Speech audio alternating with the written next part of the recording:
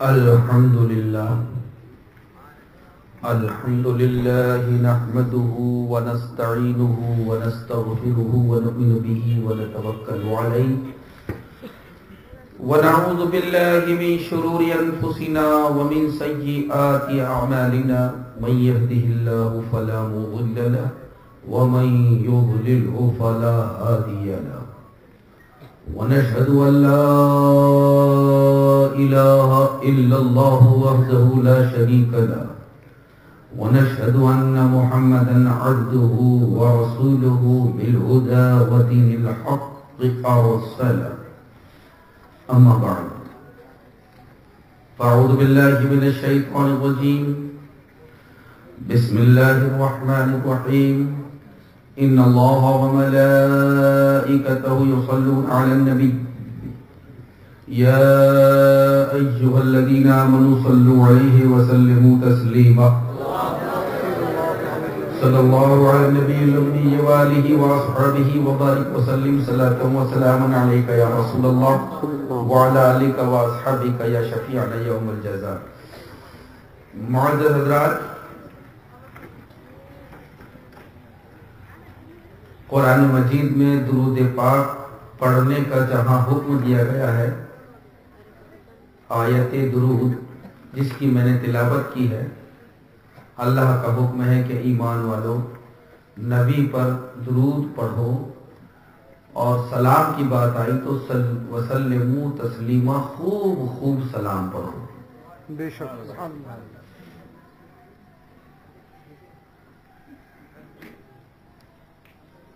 اس آیت کریمہ کی تفسیر میں ہمارے بزرگوں نے فرمایا ہے کہ جتنی کثرت کے ساتھ میں ایمان والا درود پڑھتا ہے اتنا زیادہ وہ نبی کے بھی قریب ہوتا ہے اور اللہ کے بھی قریب ہوتا ہے. سبحان اللہ سبحان اللہ سبحان اللہ سبحان اللہ.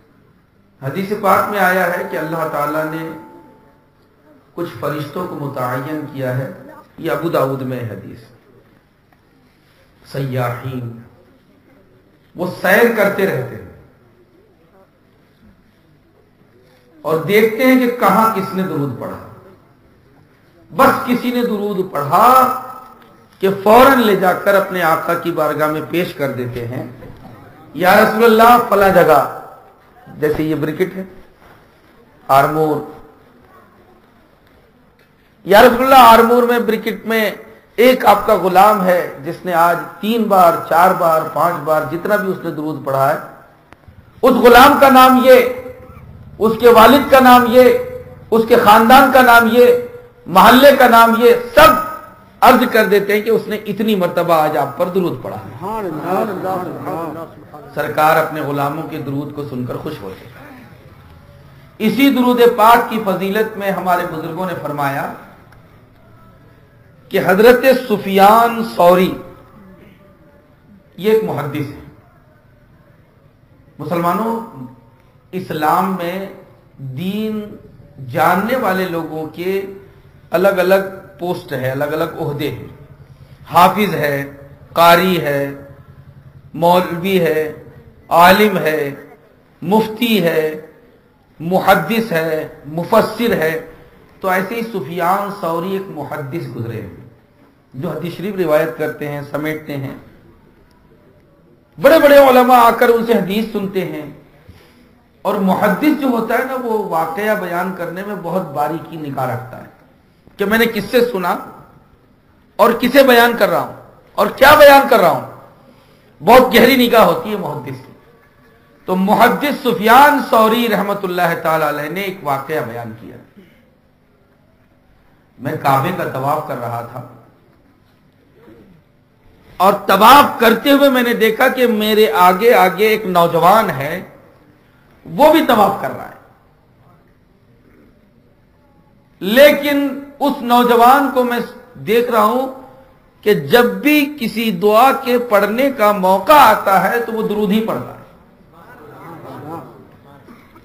طواف شروع کرتے ہیں حجر اسود سے، اصطلاح میں حجر اسود کی دعا الگ، رکن یمانی کی دعا الگ، رکن شامی کی دعا الگ، पहले फेरे में अलग, दूसरे फेरे में अलग, तीसरे फेरे में अलग, लेकिन बड़ा अजीब नौजवान है और चेहरे मोहरे से तो लगता है कि इल्म वाला आदमी है, इसको तो दुआएं याद होनी चाहिए। इसके बावजूद वो सिर्फ दुरूद शरीफ पढ़ रहा है। हजर अस्वद के वक्त भी, रुकन यमानी के वक्त भी, पहले फेरे में भी, दूसरे फेरे में भी, तीसरे फेरे में भी दुरूद। तवाफ के 7 फेरे पूरे हुए, मेरे आगे आगे वो था तो मैंने उसके कंधे पर हाथ रखा, सलाम वालेकुम। वालेकुम सलाम। भाई आप कौन है, मैं आपसे पूछना चाहता हूं। कहा क्या पूछ रहे हैं आप? कहा आपके चेहरे से तो ऐसा लगता है कि पढ़े लिखे आदमी हैं आप, लेकिन ये क्या है कि आप सिर्फ दुरूद शरीफ पढ़ रहे हो। अगर आपको तवाफ की दुआएं याद नहीं है तो यहां मुझे भी तवाफ के बाद फुर्सत है और आपको भी फुर्सत है, आओ हम यहां बैठे, मैं तुम्हें हरम शरीफ के इस सहन में दुआएं सिखा दूं। और अगर दुआएं याद हैं, इसके बावजूद सिर्फ दुरूद शरीफ तुम पढ़ रहे हो, तो इसकी वजह क्या है, बताना पड़ेगा। नौजवान ने कहा कि हजरत दुआएं तो याद हैं, आपके भी चेहरे से बड़ा नूर लग रहा है, लेकिन आपने इतना ध्यान दिया, मेरी आपकी कोई जान पहचान नहीं, मैं आपको नहीं जानता, आप मुझे नहीं जानते, और इतनी तवज्जो कि मेरे आगे आगे कौन है, वो क्या कर रहा है, क्या पढ़ रहा है, आप हैं कौन, अपना तारुफ तो कराइए। आपने फरमाया कि मैं सुफियान सौरी हूं। अच्छा, वो मुहद्दिस सुफियान सौरी जिनके 2000 से ज्यादा शागिर्द हैं, 2000 शागिर्द जिनसे हदीस सुनते हैं, वो है आप, आपकी मजलिस में 2000 हदीस सुनने वाले बैठते हैं। तो आपने फरमाया कि हाँ, ये फकीर वही है जो हदीस का दर्स देता है। अरे वाह वाह वाह, हरम शरीफ में इतने बड़े आलिम दीन, हदीस जानने वाले इतने बड़े आलिम से मुलाकात हो गई, मेरी तो किस्मत है। आलिम का चेहरा, आलिम से मुलाकात बहुत बड़ी बात का, मैं बड़ी किस्मत वाला हूं। हजरत आप इतने बड़े आलिम हैं, आपने मुझसे पूछ लिया तो मैं आपको बता रहा हूं, क्योंकि मैं जो आपको बताऊंगा वो बात किसी अच्छे आदमी के पास जाएगी तो बात का असर भी होगा और मुझे भी उसका सवाब मिलेगा। मैं सिर्फ दुरूद शरीफ पढ़ रहा हूं, इसकी बहुत बड़ी वजह है। क्या वजह है? का बहुत बड़ी वजह है हजरत, आप मुझे देख रहे हैं, हज के लिए मैं आया हुआ हूं, तो मैं अकेला नहीं आया। घर से जब मैं निकला तो मेरे साथ मेरे वालिद भी थे। हम लोग गरीब हैं, बहुत मालदार नहीं हैं।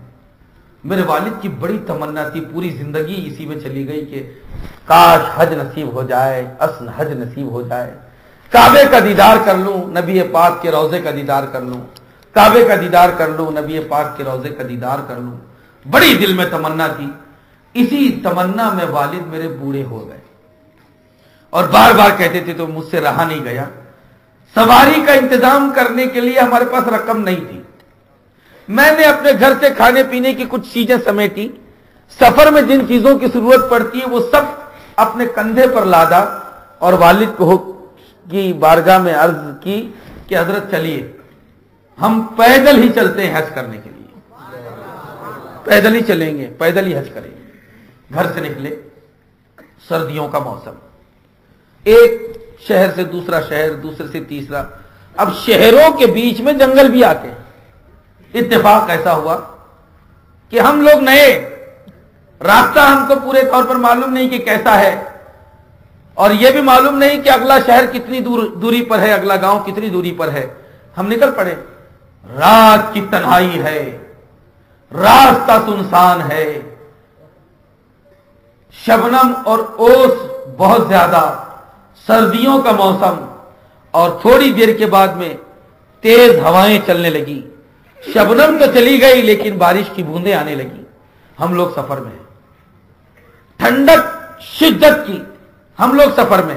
वालिद को पैदल लेकर चल रहा हूं। बूढ़े वालिद कब तक बर्दाश्त करते इस सर्दी को? बड़े बड़े जवानों से सर्दी बर्दाश्त नहीं होती। वालिद चल नहीं पा रहे थे। मैंने सोचा इस जंगल में जंगली दरिंदे हैं, सांप हैं, शेर हैं, रीछ है, अगर यहीं हम रुक जाएंगे तो रात में परेशानी हो जाएगी। کہاں رکے؟ چلو کسی بھی طرح جنگل کو ہم پار کریں۔ تو والد کو میں نے کہا کہ حضرت لائیے آپ کا سامان۔ کندھے میں ایک طرف اپنا ساز و سامان، دوسری طرف والد کا ساز و سامان، اور بس اسی کے اوپر میں نے اپنے والد کو ایسے بٹھا لیا کہ ایک والد کا قدم میرے داہنے طرف اور ایک بائیں طرف، بس قدموں کا بوسہ لیتے چلے جاتا اور والد کا سفر طے کراتے چلے جاتا۔ والد کو بٹھا لیا کندھے پر۔ کچھ دیر کے بعد سردی میں اتنی شدت پیدا ہوئی کہ میں تو چل رہا تھا لیکن میرے والد کا بدن ٹھنڈا ہونے لگا، برداشت نہیں کر پا رہے تھے سردی۔ میں نے ہر چند چاہا کہ ان کو گرمی پہنچا دوں، لیکن ہم رک بھی نہیں سکتے تھے۔ اور تعجب کی بات تو یہ کہ آگ جلانے کے لیے میرے پاس میں چکماق وغیرہ کا انتظام بھی نہیں۔ اگر چکماق ہو جس سے آگ جلائی جائے، پتوں کو جلا کر گرمی پیدا کی جائے، وہ بھی انتظام نہیں۔ میں نے سوچا کوئی بستی مل جائے۔ دور دور تک اندھیرا، بارش کی بوندیں، ہوائیں تیز چل رہی ہیں، رات کی تنہائی ہے، جنگلوں میں جانوروں کے چیخنے کی آوازیں آ رہی ہیں، کہیں دور کسی شیر کی دہاڑ کی آواز اگر کان میں آتی ہے تو ہم پریشان ہوتے ہیں۔ ایسے عالم میں سفر جاری۔ کچھ دیر کے بعد